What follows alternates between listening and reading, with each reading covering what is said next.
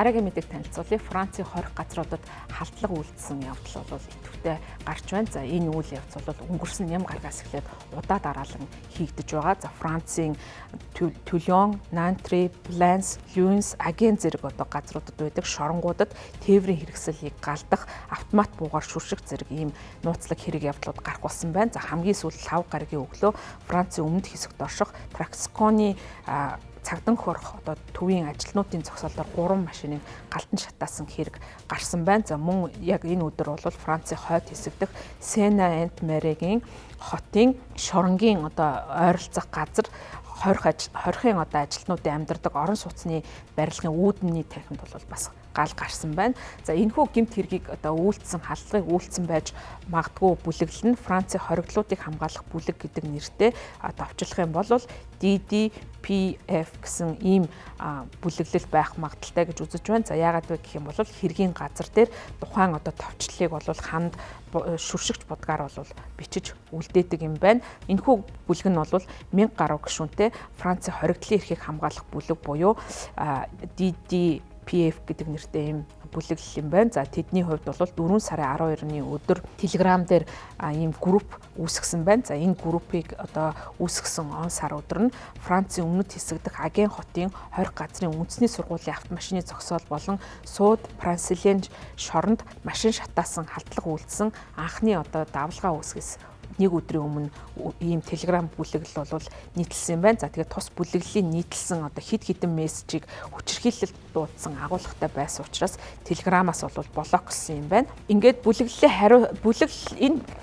бүлэглэл бол энэ халдлагын хариуцлагыг бол илэрхий өөртөө хүлээгөөгүй байгаад гэхдээ бол Францын засгийн газар халдлагын ард бол хэн байгааг тогтоохоор ажиллаж байгаа юм байна. За тийм учраас бол энэ чиглэл бүх боломжийг судалж байгаа юм байна. За Францын аюулгүй байдлын өндөр албан тушаалтнууд Reuters агентлагт мэдээлэхдээ одоогийн байдлаар аль нэгэн гадны улсын хөндлөнгөөс оролцсон ийм байдлыг бол нотлох баримтлаар нотлоогүй байгаа гэж мэдэгдэж байна. За харин хууль зүйн сайд Gérald Darmanin энэхүү халдлагатай холбогдуулан энэ 7 хоногт угсармал шоронгуудад 3020 барь шинээр барих төлөвлөгөөтэй байгаагаа зарласан юм байна. За мөн хууль зүйн сайдын хувьд бол эдгээр халдлага нь Европыг автуулж байгаа Өмнөд Америкийн кокаины урсгалыг ихээр нэмэгдэж байгаагаас үүдээд бол Франц ус хар тамхины 8-аг бол төрөөс их хүчтэй эдний эсрэг бол тэмцэж байгаа. За үүний хариуд бол энэ хар тамхины бүлэглэлүүд тухайн үйлдэлийг хийсэн байж болзошгүйг таамаглаж байгаагаа мэдэгдэж байгаа юм байна. Үндэсний терроризмын эсрэг прокурорын газар дотоодын тагнуулын агентлагтай хамтарч мөрдөн шилжих ажиллагааг эхлүүлж байгаа юм байна. За тэгээд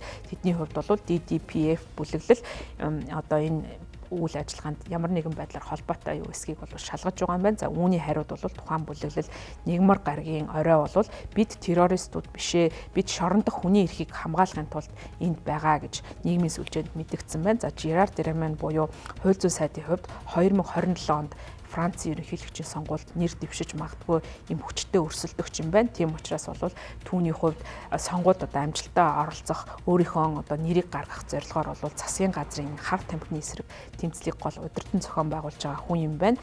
За түүний хар тамхитай тэмцэх төлөвлөгөөний хүрээнд Францын хар тамхины бүлэглэлийн 100 толгойлогчийг байрлуулах өндөр хамгаалалттай шоронгуудыг шинээр нээхэд төлөвлөж байгаа юм байна.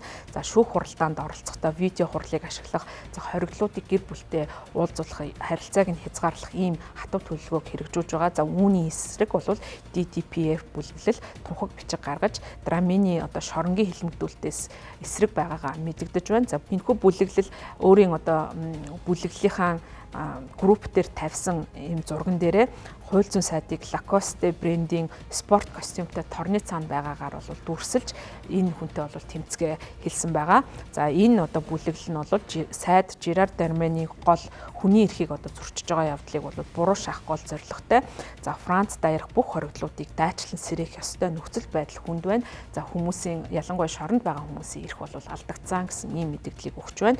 За шоронгид байдаг хоригдлуудын хувьд бол телевиз үзэх, дасгал хийх зэрэг ийм цагууд бол арай хийж олж авдаг. Гэтэл бол энэ цагаас нь хүртэл хумсалж байгаа гэж мэдэгдэж байна. За дээр нь хүмүүс ар гэрийнхэнтэй холбогдож утсаар ярихад бол утас ашиглахад 1 минутанд нь 1 еврогийн одоо төлбөр төлж байгаа явдал үүсэж байгааг бол ихээхэн буруу шааж байна. За мөн шоронгийн одоо харгалзагчид хоригдлуудыг зодож хүчирхийлж бие махбод сэтгэл зүйн дарамт үзүүлдэг. За үүнээс болоод шоронд амиа хорлсон хүмүүсийн ихэнх нь шоронгийн удирдлагуудын төрөмгийн зан ёс зүйн дүрмтэй холбоотойгоор бол амь насаа алдаж байна гэж тухайн групп бол нийгмийн сүлжээнд гаргасан мэдээлэлтэй дурдж байна. За манай хөдөлгөөн бол Франц даяар тархаж байгааг та бүхэн харж аваарай. Эрх мэдлээ одоо ашиглаж шоронгийн нөхцөл байдлыг муутгаж байгаа энэ хүмүүс бол энэ одоо хийсэн үйлдэлийнхаа шанг хүртнэ гэсэн ийм агуулгатай мэдээллийг хүргэж байна. За өөрөөр хэлбэл энэ бүлэглэл нь хууль зүйн сайдын болон за түүний одоо шоронд хэрэгжүүлж байгаа хэлмэгдүүлэлтийг зогсоох зорилготой ажиллаж байгаа юм байна. За драмын та дайныг эхлүүлсэн бид зөвхөн хүний эрхийг хүндэтгийг хүсэж байна гэсэн ийм мэдээллийг нийгмийн сүлжээнд тархаагаад байгаа юм байна.